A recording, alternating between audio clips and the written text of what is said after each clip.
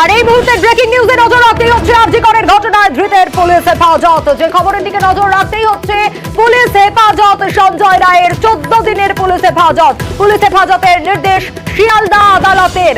নজর রাখতেই হচ্ছে এই মুহূর্তের ব্রেকিং এ পুলিশ হেফাজত আরজি করের ঘটনায় ধৃতের সঞ্জয় রায়ের 14 দিনের পুলিশ হেফাজত। আরো বিস্তারিত অমিত এ বিষয়ে আমাদের জানাবে। অমিত, গ্রেফতার করা হয়েছে খুন ও ধর্ষণের মামলায়।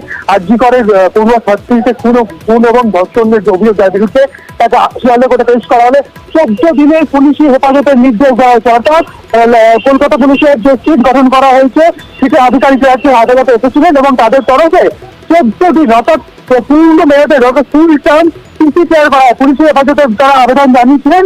আদালত পুলিশের যে আবেদন সে আবেদনে সাড়া দিয়ে 14 দিনে পুলিশি হেফাজতের নির্দেশ দিয়েছে।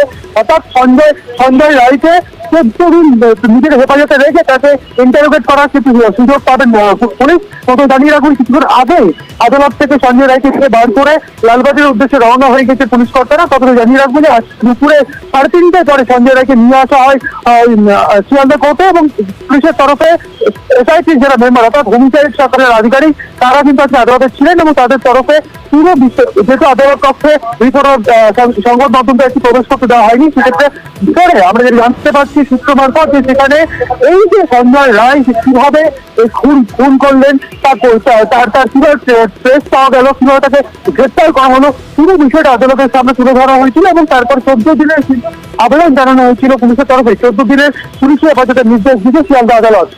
বেশ অমিত,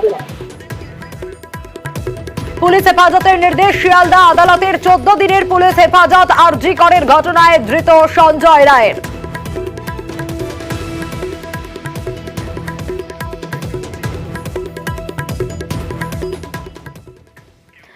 আর আরজি করে ডাক্তারি পড়ুয়াকে ধর্ষণ করে খুনের অভিযোগ গ্রেপ্তার করা হয়েছে সঞ্জয় নামে এক ব্যক্তিকে। এবং এই ব্যক্তিকে কিভাবে গ্রেপ্তার করা হলো? ব্লুটুথ যোগেই জালে এসেছে সঞ্জয়, এমনটা জানা যাচ্ছে। কিভাবে এই ব্লুটুথ যোগ হেডফোনের কানেকশন অন করতেই ফোনে পেয়ার হয়ে যায়, আর সেই সূত্রেই ধরা পড়ে সঞ্জয় রায় মত্ত অবস্থায় হাসপাতালে ঢুকেছিল অভিযুক্ত। আরো বিস্তারিত এই বিষয় ও আমাদের জানাতে পারবে অর্পিতা, রয়েছেন আমাদের সঙ্গে।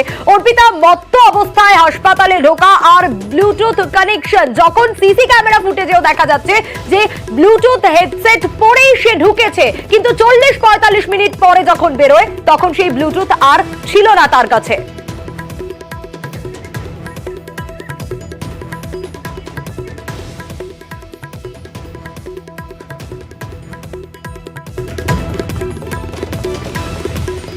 মত্ত অবস্থায় সে হেডফোন ঝুলিয়েই সে ঢোকে। যদিও ঘটনাস্থলে কোনো সিসি ক্যামেরা ছিল না, সেই কারণেই পুলিশকে বেগ পেতে হয়েছে। কিন্তু ঘটনাস্থলে পার্শ্ববর্তী সংলগ্ন যে এলাকা সেখানকার সিসি ক্যামেরা ফুটেজে দেখা যায় এই সঞ্জয় রায়ের ছবি, যেখানে কিনা দেখা যাচ্ছে যে সে হেডফোন ঝুলিয়ে গলায় সে ঝুলিয়েই সে কিন্তু যাচ্ছে এবং ভেতরে ঢোকার পর বেশ কিছুক্ষণ পরে সেখান থেকে আসে এবং ঘটনাস্থল থেকে একটি হেডফোনের একটা অংশ পাওয়া যায় সেখান থেকে।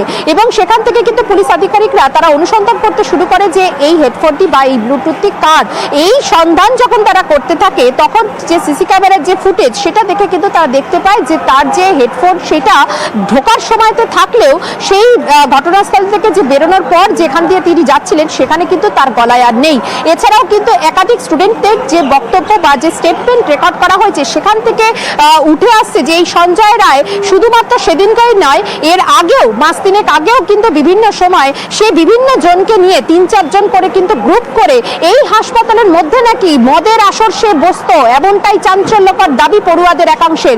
সেই বক্তব্য কিন্তু উঠে আসে। পুলিশ সূত্র থেকে খবর যে এই সঞ্জয়কে অনেকেই কিন্তু দেখেছেন যে সে কিন্তু একেবারে দাপিয়ে বেড়াতো, অবাধে তার যাতায়াত ছিল, কারণ রোগীকে ভর্তি করা থেকে শুরু করে বিভিন্ন সময় প্রভাবশালী বলে নিজেকে কিন্তু খাটাতো। এবং শুধু তাই নয়, বাইক নিয়ে কখনো কিন্তু এই গলায় যে হেডফোন এই হেডফোন পরে কিন্তু সে গল্প করতো, গান শুনতো এবং একটা কিন্তু তার মধ্যে একটা প্রভাবশালী বিশেষ একটা ব্যাপার ছিল।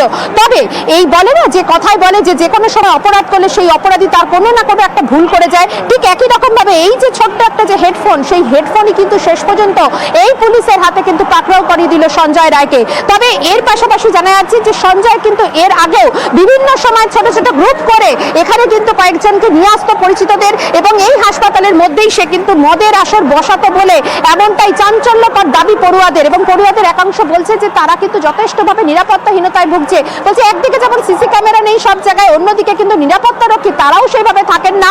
সেখানে একবার যদি গেট দিয়ে যদি কেউ কোনো আই কার্ড বা এমনি কিছু দিয়ে যারা কিনা অবাধ যাতায়াত আছে একেবারে বা কোনো অর্পিতা, একটু কাজের সঙ্গে থাকো আমাদের।